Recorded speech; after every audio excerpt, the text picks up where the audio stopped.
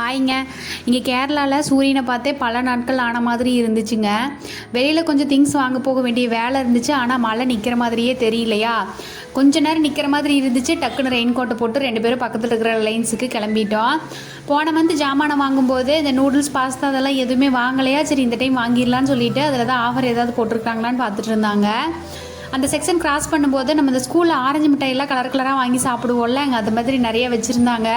வாங்கி தர மாட்டாங்க, சும்மா பார்த்துட்டு அப்படியே அடுத்த செக்ஷன் போயிட்டோம்.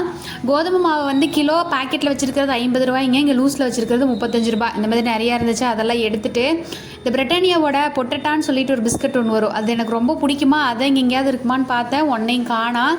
அப்புறம் ஹெல்மெட் எல்லாமே ஆஃபரில் போட்டிருந்தாங்க. பார்த்துட்டு அப்படியே மேலே ட்ரெஸ் செக்ஷன் போயிட்டோம்.